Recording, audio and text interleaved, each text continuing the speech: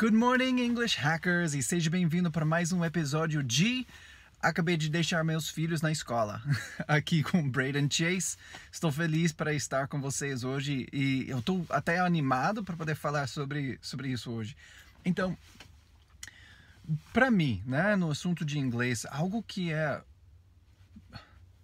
talvez a primeira coisa que você precisa entender é o alicerce. Igual quando você constrói uma casa, o que vem primeiro? O alicerce.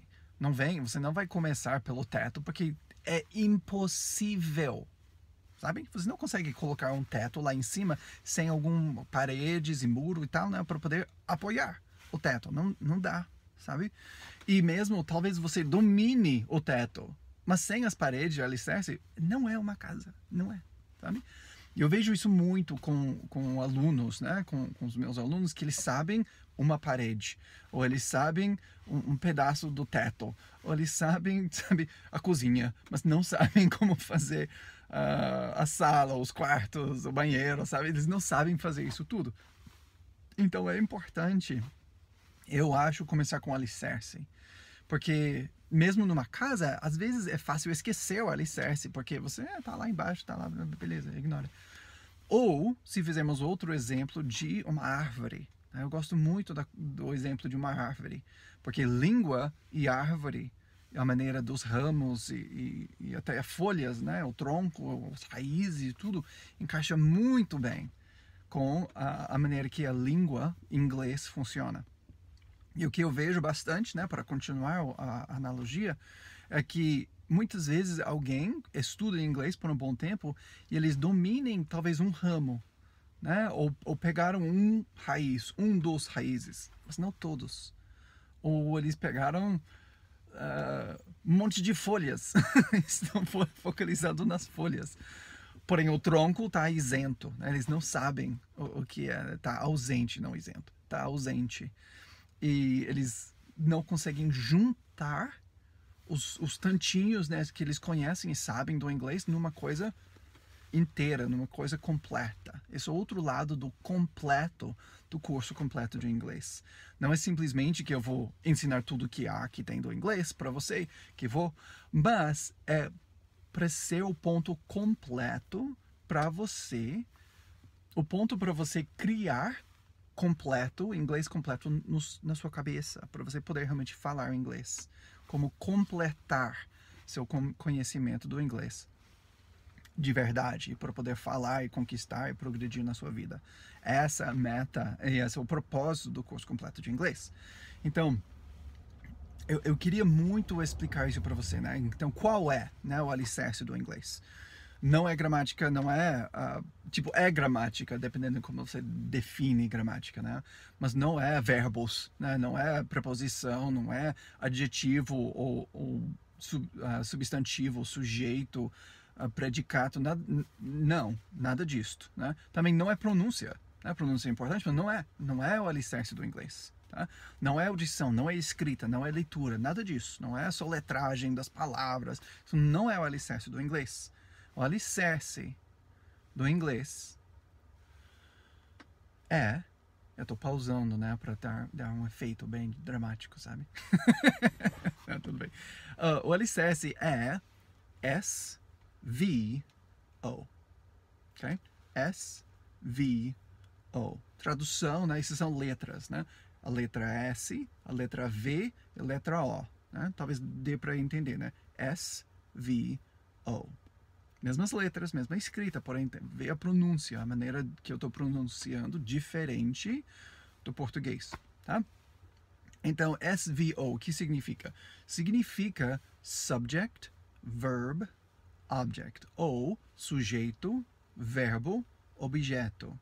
Subject, verb, object. Então, essas três coisas, subject, verb, object, sujeito, verbo, objeto, é o alicerce do inglês, tá? Então, em qualquer sentença que você for criar do inglês, vai seguir esse padrão. Ou uma modificação desse padrão. Você vai ter o sujeito, eu, I, verbo, like, objeto, ice cream. Okay? I like ice cream. Sujeito, verbo, objeto. Eu gosto de verbo, né? Gosto de.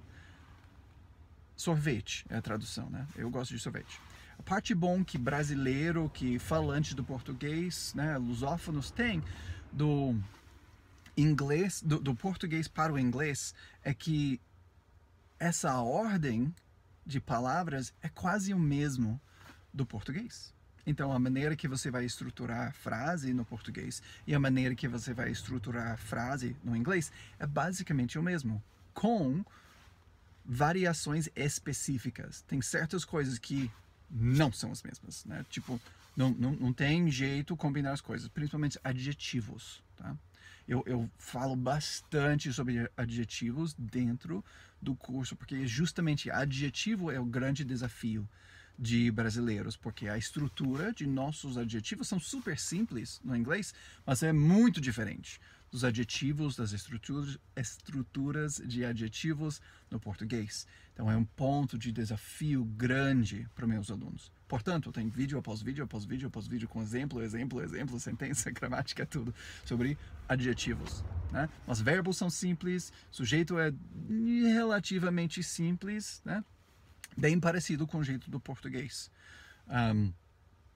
E o objeto também. Objeto, o que é objeto? O que estamos falando de objeto, né? Sujeito é uma coisa, né? Alguma coisa. Eu sou uma coisa.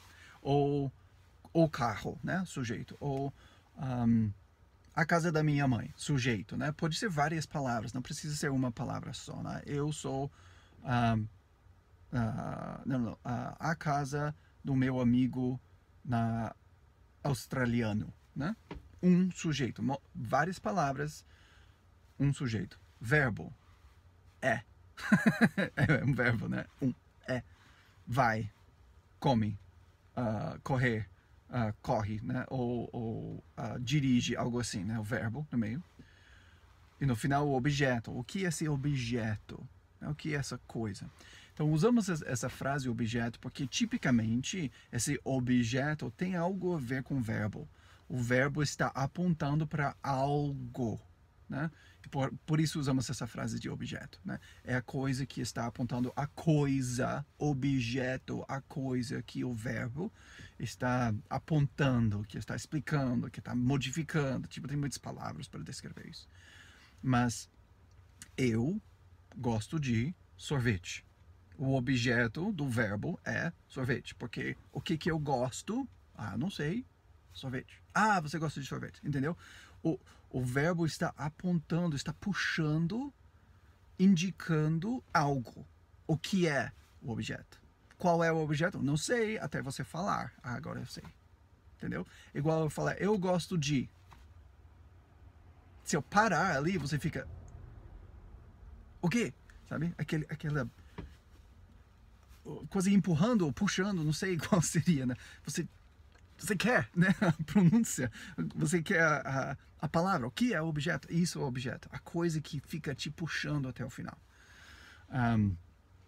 E no inglês, né, você tem esses objetos também, da mesma forma do português. Né? Eu não vou entrar demais nos detalhes disso, mas essa estrutura é a mesma coisa. Sujeito, verbo, objeto. Tá? Esse é o alicerce do inglês. Da gramática, da pronúncia.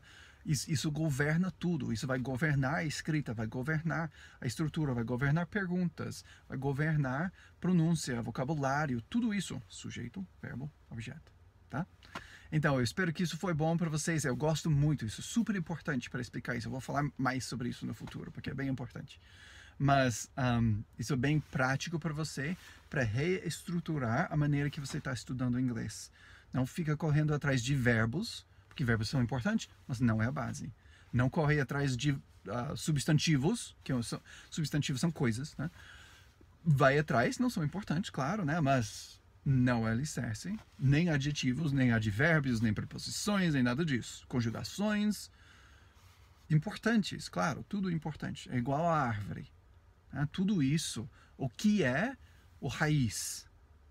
As raízes, desculpa. As raízes da árvore. SVO. Subject, verb, object. Sujeito, verbo, objeto. Esse é o alicerce. São as raízes da árvore. né? O tronco, né? O que é o tronco? Seria o alemão para o inglês, né? Explicando, é o alemão. O alemão é o tronco do inglês, a estrutura, o tipo de vocabulário, a pronúncia, as regras de como juntar palavras, é tudo alemão. Tudo alemão. Então, se você já estudou alemão, você vai você vai encontrar inglês fácil. Mais fácil do que alguém que nunca estudou alemão. Aí você entra nos ramos. Tem um monte de ramos, né? Tem muitos ramos. Ou galhos, né? Tem muitos galhos no inglês. E você tem língua de medicina, você tem língua de desenvolvimento, você tem língua de administração de empresas, tem língua de linguístico, que eu faço, né? Tem língua de mecânico, você tem língua de etc. Tem todos esses galhos, esses ramos que encaixam, tudo faz parte da árvore. Tudo ligado, tudo conectado. E tudo passando através do tronco, né? Tudo tendo vida por causa do tronco. Mas na aplicação onde tem as folhas, por exemplo, a beleza encontra-se dentro de algumas dessas especializações, dessas áreas mais específicas.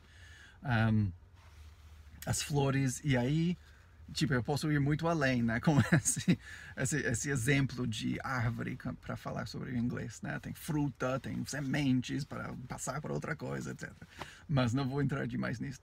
Mas eu quero realmente que vocês tenham essa em visão, né? Muitas vezes o que você aprendeu aqui do inglês e o que você aprendeu daqui do inglês não batem por si próprio, parecem até regras contra um ao outro, mas quando você encaixa corretamente, você vê que estão conectadas aqui no tronco. É um galho e um galho que realmente não tem nada a ver, porque um está lá de cá, um está de lá, porém todos os dois, né, conectam no tronco e tem muito a ver um com o outro, sabe? Você precisa fazer essas conexões. Obrigado a todos vocês. Se vocês gostam, né, dessas aulas, me dá um like, me dá um comentário, um coraçãozinho, né, uma coisa aí. E eu quero conversar com vocês e responder e ajudar vocês realmente a progredir no seu inglês. Tchau por vocês, tenham um ótimo dia. Até mais.